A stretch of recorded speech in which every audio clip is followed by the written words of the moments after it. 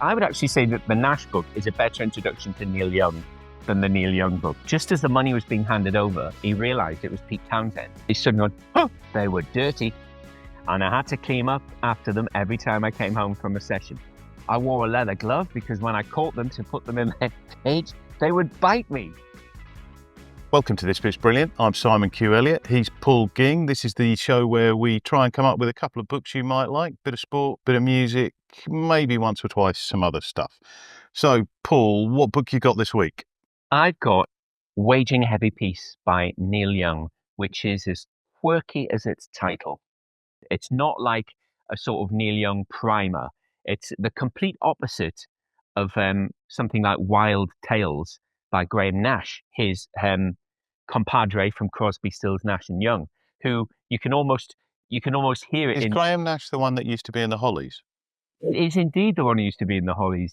He was on Desert Island Disc not long ago and he was excellent. Sorry, carry on. Go on. But he's a very sort of, you can hear it in his voice, sort of half Californian, half Salford voice. Whereas Young, he basically admits this as a first draft. He writes it. He doesn't go back and change anything, which is good in terms of some of the things he says about various journalists, which we'll get to. He has some brilliant little bits about Woodstock. Now, I don't know if you've ever seen the video for Woodstock or if you can remember Crosby, Stills, Nash and Young's performance in it. Don't know anything about that. No, go on. He didn't want to be filmed. So he's at the Woodstock Festival in 1969. The archetype of festival, still famous today, but he didn't want to be filmed. So what you've got is if you were to watch a video on YouTube or something, you'll see Crosby, Stills and Nash, and you can just about hear Young, but you don't see him. They're all close together and he's not there. And he writes about why he did this. I didn't want cameras on stage distracting me while we were playing. Kind of in the wrong job, but never mind. I hated the showboating atmosphere that surrounded the filming and thought it distracted from the music. The music was between us and the audience, and anything that got in the way was taboo, in my opinion. So if you listen carefully to the band's intro, they say CSN. They cut out the Y as payback. And on the Woodstock record, they put on a Neil Young song that was recorded months later, and he ends archly, that was kind of misleading. He talks also about the Altamont festival happened later in the year. Yeah. And was a famously disastrous festival. Journalistic cliche, when the 60s dream turned sour. There was a lot of violence. The Hells Angels were used as security, which is really peculiar. And you've got some poor guy was stabbed to death. And they said when they got there, Neil Young says, you could tell straight away the atmosphere was terrible. And there was no way for them to get near the stage. It was so amateur. So they drove in a pickup truck through the audience with Stephen Stills yelling at the top of his voice, Crosby, Stills, Nash and Young, hoping that would mean that people would let them through. They probably just thought he was some stoned hippie, which he probably also was as well. Full of great anecdotes like this, but he also talks about how he, as you may or may not know, Crosby, Stills and Nash were a separate entity and Young was bolted on. But off the point, I love Crosby, Stills and Nash. I love Neil Young. I quite like Crosby, Stills, Nash and Young. To me, it didn't really fit. It's just like how I love the Beatles and I love Keith Richards, but you wouldn't put Keith Richards in the Beatles, if that makes sense. But he talks about recording Teach Your Children, which is probably their most famous song, Right. written by Graham Nash, very tuney, sort of boppy. And he talks about Jerry Garcia coming in from the Grateful Dead, that is, and playing a steel guitar part on it. And what he writes about it is interesting. He says, Jerry just sat down and played it. I remember that every time I hear that song, which is one of CSNY's greatest. I'm proud to have my name on it, although I don't play it or sing a note on it. I'm not sure I'd admit that if I was trying to burnish the legend of the group. But that honestly is quite interesting. I always get the idea, and I don't know tons about Neil Young, but I always get the idea that he really doesn't care what people think. Definitely not. Definitely. Didn't he take his music off Spotify for a bit? He did. This was during the whole Pure Tone thing, I believe. Yeah. I think he just... Well, I thought it was more recent than that. I'd need to check, but I know that he talks a lot in Spotify about how it's great that it makes the music accessible, but it doesn't... Sound quality is very good and all that sort of thing because of MP3s. Yeah, I need to check that. You might well be right. But because I still have an old-fashioned iPod stuffed with Neil Young, Maybe I haven't noticed. Although I do use the streaming as well to sort of mix in with it. But you Yeah. really need those old 45 side that you bought in 1983 on your actual iPod.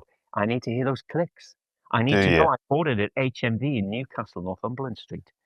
Do Yeah. you really? On the Spectrum or what? Yeah, not on the spectrum, smack bang in the middle of it, mate. Go on, what else you got? Yeah, yeah, excellent. So anyway, this bit's brilliant where he talks about his two bush babies that are living with him. They're sort of little primates living with him during the recording of the Crosby, Stills, Nash and Young album. He says, I was lonely, so I needed some company. So I had my two pets in my room, Speedy and Harriet. They were bush babies, tiny primates, which I kept in the bathroom. That was really crazy, but I was alone and I wanted some company.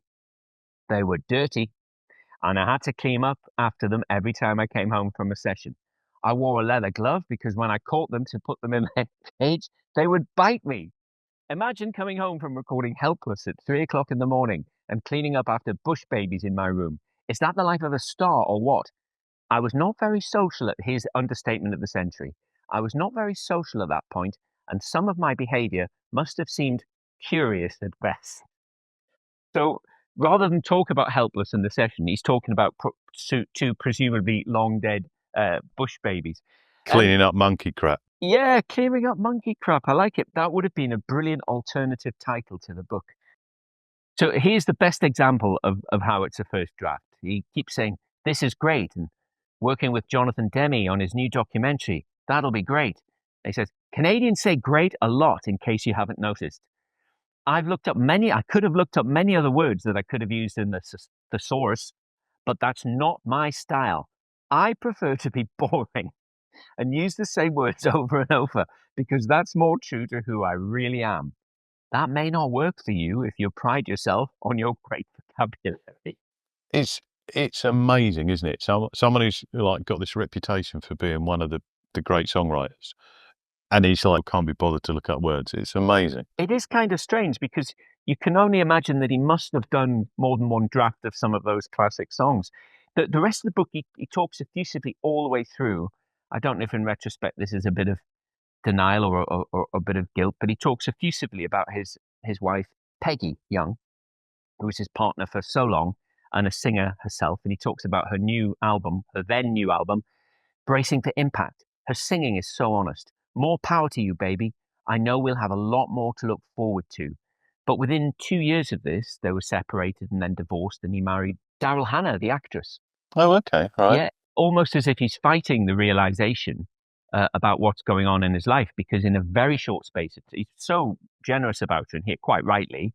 And then it's all over, which is kind of what happens in the same book with Graham Nash. He talks all the way through about Susan, his wife, and that book was published, and within 2 or 3 years they were divorced, and he also married somebody else. But it's sort of like they're paying tribute, and well, things are sort of going pear shaped. Perhaps it's odd, but Rock starring has a fair shocker. I do want to contrast this though with the completely different vibe that you get from Graham Nash's book Wild Tales, which is appropriately titled, but also titled after his really excellent second solo album. I recently reread this one, and I think as a far more effusive introduction, very enthusiastic uh, about everything. And I'll give you a couple of examples from that book. He talks about how why he says to his mum, why were you so supportive of me going into a singing career when so many of my peers, they wanted to be in bands and they were told, get yourselves a proper job. And his mum says, because I was a singer myself and I wanted to do it and it didn't happen. Yeah, he talked a bit about that in the interview I heard. Yeah. He says the war came along and it all went up the spout. But he says that I wanted to be a singer and I wanted to do things. And he says that years later, he's playing Carnegie Hall with David Crosby just as a duo, gets some of his mum's ashes out of his pockets and puts them on the stage of Carnegie Oh, Hall. that's sweet. You finally made it, Mum. Yeah. And and as I say, I did enjoy the Neil Young book, and in talking about driving around in Mort, which was his old hearse that he had. And Of course he had a hearse. yeah, we broke down in this place and we lived off potatoes in a junkyard for 3 years. 3 days. I love all that stuff. I find it quite I was interesting. going to say 3 years is a long breakdown. Yeah. It's a long breakdown. Um, so it's very endearing, but Nash is Boxer's a bit more clever. I would actually say that the Nash book is a better introduction to Neil Young than the Neil Young book. Oh, really? Yeah, you just get the Neil Young. He talks about meeting Neil Young properly for the first time, where Crosby and Stills wanted to bring him on board, and Nash didn't know and was a bit of a holdout. And he says, we meet in Bleecker Street for breakfast. Um, and he says it's difficult to explain, but he was very funny, but with a very dark atmosphere around him at the same time. It's difficult to explain. And I thought that was a good summation. And then he talks a little bit about Neil Young throughout the book, obviously, and how much he admires and respects him, what he thinks are the highlights of what Neil has done. And that is a better introduction than him talking about a hearse or about pure tone or about eating baked potatoes in a junkyard. I have to be honest, mate, off the books, the Graham Nash is the one I'm going to go and have a look at. Yeah. Some great anecdotes as well, where he talks about being woken up first thing in the morning on a Sunday by Paul McCartney. And he's going, and he says, what are you doing? He says, get down here. We're recording All You Need Is Love in front of a worldwide audience. So Graham Nash is there singing on it and sitting in the video as well. So it's full of sort of punter friendly stories. Paul, I just want to say, so Graham Nash gets woken up by Paul McCartney on a Sunday morning. Mm. It's Sunday morning. I've been woken up by you. It's not the same. It's just not the same. I'm sorry, mate. I don't want to be down on you, but it's not the same. To understand. Yeah, you would have been bright-eyed and bushy-tailed if Mac had rung you, wouldn't you? I would have been. Well, do you know what? I live not far from where Paul McCartney lives. And I'm always, my mate's got a coffee shop in St John's Wood Station called Helter Skelter. And he changed the name when he took it over. And I'm always hoping, I'll see Paul McCartney. Not once. I've lived here 5 years now. Not once. I haven't even seen his Rolls Royce go past. I once saw him outside that pub. Is it called the Toucan? He walked past and I went, hello, Paul. And he just smiled and nodded. That was it. That's as far as I've got. Yeah, but mate, a Beatle has nodded at you. You've been anointed. You know, Happened to my friend as well, Tony, who works in sound at the Roundhouse in Camden. Oh, yeah. Paul McCartney was coming out of there. I think he was sound checking for a charity thing he did there. Or something. Yeah. And Tony was driving a forklift truck and Mac waved at him. He just went, I thought, excellent. We've both nodded at the great man. Beatles and the Stones, like they always say, like the only thing that beats a fighter pilot is an astronaut. Paul McCartney is like the astronaut of, I once saw this, I saw Paul McCartney, I saw a musician. So I've got a fighter pilot in as much as on Christmas Day in Richmond in about 1998, I went to the garage to get some milk and there was this old guy ahead of me in the queue and he turned round and I went, all right, Pete, love the music. And he went, oh, cheers. And Pete Townsend, off he wandered. And it was just like, I'll be honest, I think we've talked about it before.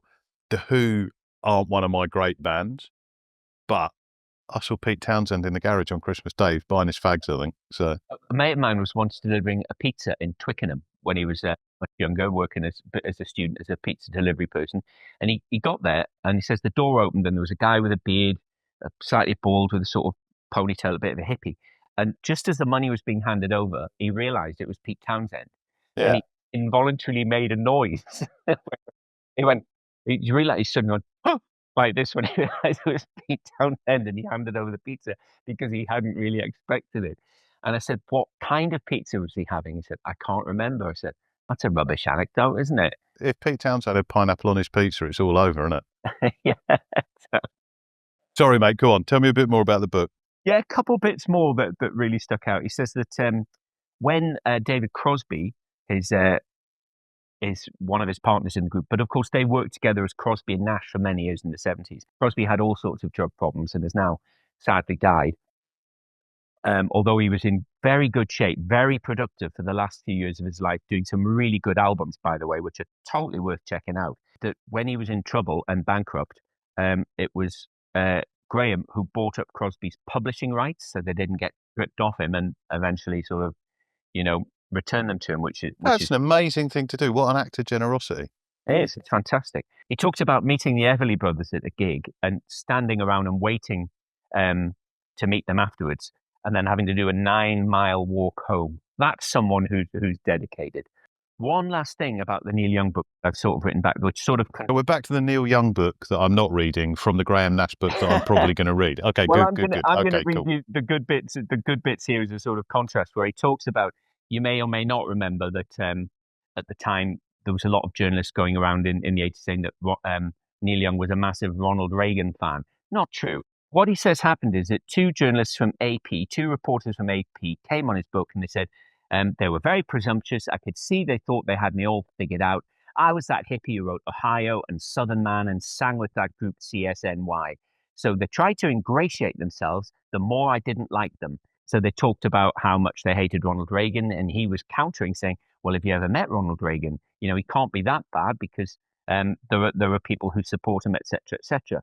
And he says this was taken out of context, and they made a story that made it sound like he was some all-out Reagan supporter, and I heard about it everywhere I went. He's clearly got a bee in his bonnet all these years later, and at the end of the thing, he says, things are better now because we have different ways to get our information, and if you're smart enough, you don't have to talk to two dickheads on a bus anymore.